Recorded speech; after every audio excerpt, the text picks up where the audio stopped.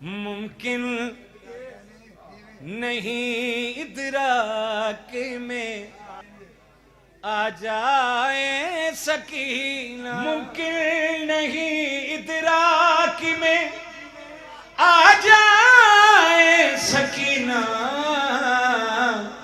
غازی کا علم دیکھوں تو یاد آئے سکینہ۔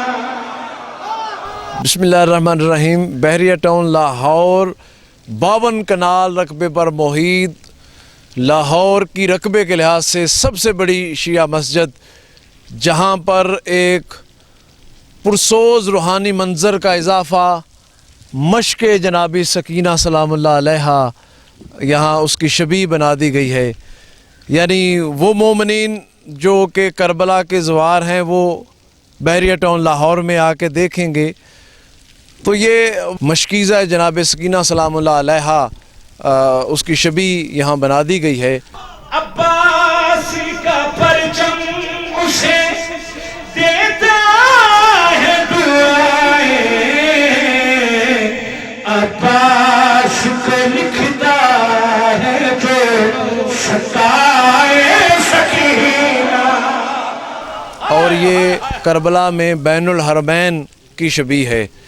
جو کربلا کے زوار ہیں وہ اگر متوجہ ہوں اور دیکھیں کہ یہاں جامع مسجد حسین علیہ السلام کے نام سے اور ابتدا میں غازی عباس علیہ السلام کے علم مبارک، بڑا خوبصورت منظر۔ ہمارے ساتھ موجود ہیں جناب قبلہ حافظ کاظم رضا صاحب۔ بسم اللہ الرحمن الرحیم۔ عزاداران مظلوم کربلا، ان کی محبت کا مرکز کربلا ہے، اور یہ جاگیر علی اکبر نام ہی اس جاگیر کا ہے جہاں کربلا بپا ہوئی، اور اسی کے نام پہ یہ رکھا گیا۔ یہاں خدمات انجام دینے والے 15 مسجدوں کے انچارج جناب شبر نقوی صاحب، یہ نقشہ بنایا ہے کربلا کا۔ آپ نے دیکھا ہے 14 کھجوروں کے درخت، 5 علم مبارک،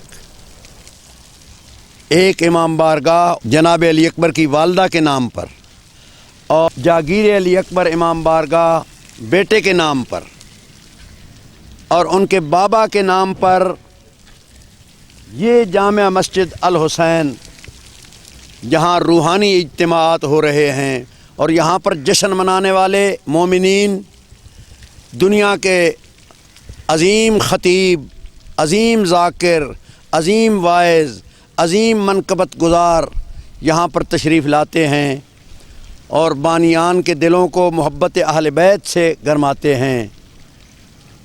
ایک دن تو ایسا تھا کہ یہاں 52 کنال کے رقبے میں باہر سڑک تک گنجائش نہیں تھی، اتنی دنیا آئی۔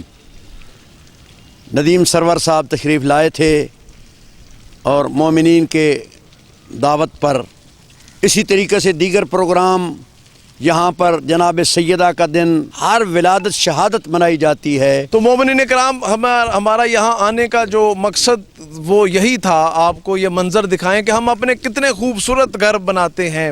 اللہ کے گھر بھی خوبصورت ہونے چاہیے، جیسے یہ خوبصورت منظر ہے کہ جب ہم اللہ کے گھر میں آئیں تو اللہ اکبر کی صدا بلند ہو، اور یہی امام حسین علیہ السلام کا کربلا میں نعرہ تھا، اور اسی لیے حسین علیہ السلام نے اپنی اللہ کے نام کو بلند کرنے کے لیے قربانی دی۔